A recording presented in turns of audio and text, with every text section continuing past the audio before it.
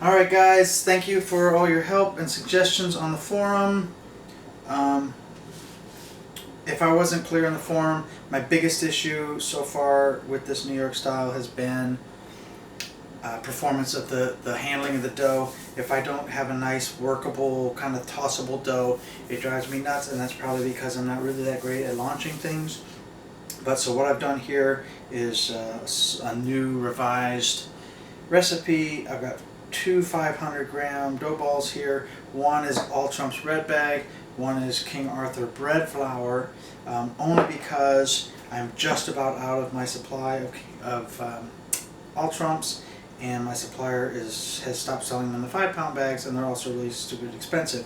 So I've tried this recipe, and we'll see how it works with both these doughs. Off the top, they're a little bit sticky.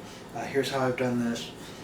This is a 60% hydration of water with just about 1.6% oil, so that will be a total of, if we include the oil, maybe 62% hydration.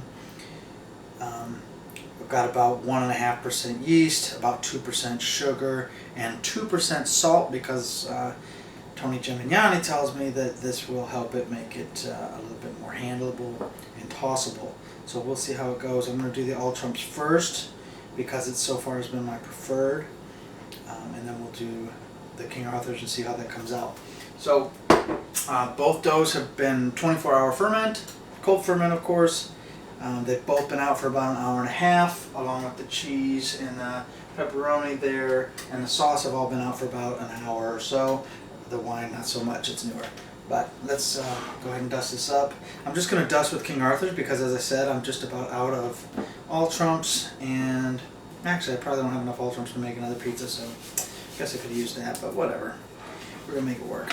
So we'll see how this handles. That's the most important thing. My oven has been preheating for 2 hours. I've got a 2-stone set up, one on the, about 2/3 up, and one on the bottom shelf, I guess. And I like that when I'm making more than one pizza, because I get more heat in the stones overall. This feels kind of soft right off the bat, but we'll see how this goes. You see it's not even round right now, which I don't like that. They normally will come up pretty round. I'm going to leave a little bit more cornice than normal, because, well, okay, no, I guess I won't, because I just didn't. But that's alright. A lot of air bubbles in here. Actually, this doesn't feel too bad. It's a little softer than I'm used to, and it's not spinning that great, but it's not bad. It's not horrible.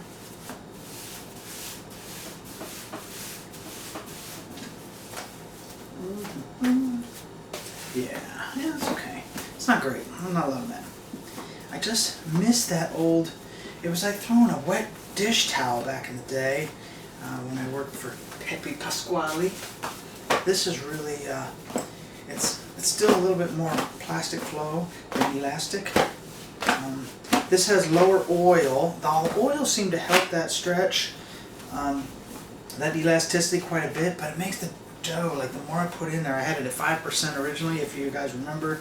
The more I put in there, the tougher it is to chew, and like it can be super chewy, to the point where last week I made two, one with 5% oil and one with 1 or 2%, and the one with 5% oil, and I made my jaw sore. So I guess I'm going to put that on the peel maybe, just see how it's getting really thin right there, but not so thin over here. So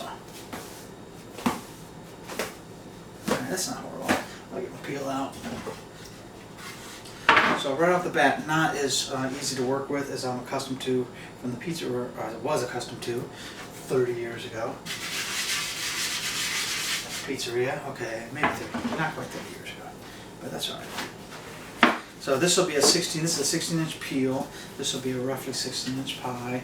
So at 500 grams, that should give me something around 8.9 or 0.088 or something like that thickness factor, which tends to work out pretty well for the New York style. See, I got it's thicker over here than it is over here, and that's all because you can't throw it evenly. It's not ready. And it starts, as you saw, like when you throw it, it it's not a nice circle being drawn. It's kind of a oblong, and that means some parts aren't going to stretch out as much as the other, and blah. I don't like that, but that's alright. Here we got about a 16-inch pizza. This is pretty good for a 16-inch pizza, actually. I'm going to put about, I try to get like 7 ounces of sauce on these 16-ounce pizzas, but I don't have a 7-ounce ladle. Actually, my ladles are on order. They were out of stock when I tried to buy them, so I'm using this cup measure, which should be around 8, right? Let me look at my conversion chart. 1 cup, 8 ounces, so that's good. And then I'll just leave it a little bit low, and we'll see how that works. And that probably will be quite enough sauce. We'll just, and that's everything. That's perfect. All right. And I don't know about you guys, but as soon as I put it on the peel, I'm like, oh man, it's gonna start sticking. So then I get all crazy. I'm like, I gotta go really fast. But I don't know if I don't remember having to work that fast back in the day at the pizzeria, but it is what it is.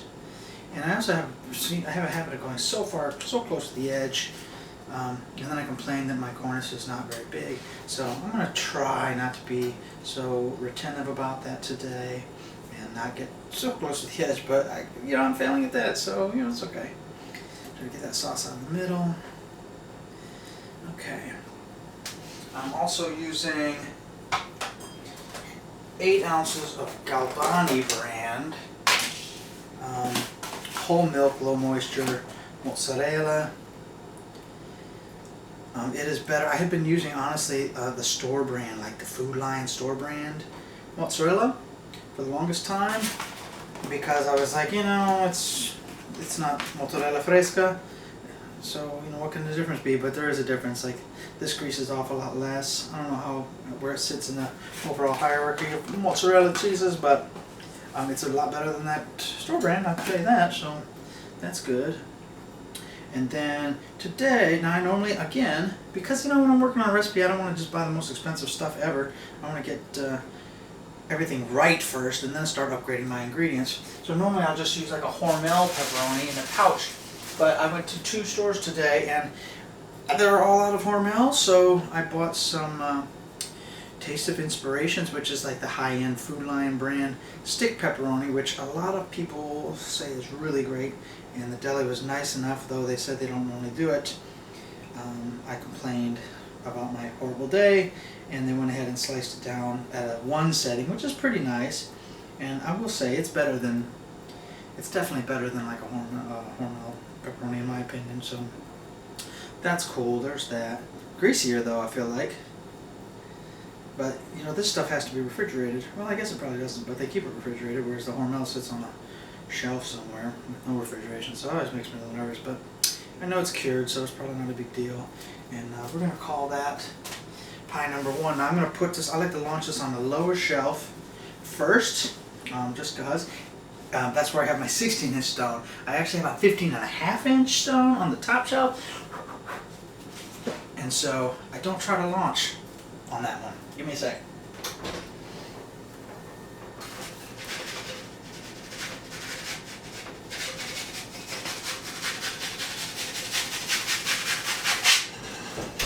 Okay, successful launch, no tears or anything.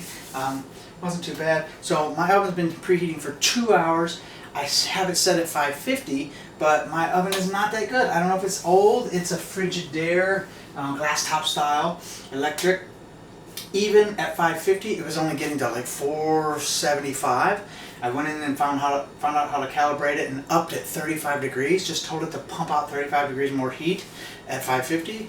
And it still doesn't get to 550, it only gets to 500. So that's what I have there. About 3 to 4 minutes, I'll pull it and I'll put it on the top stone. And then about 2 to 3 minutes after that, I will pull it out and it'll be done.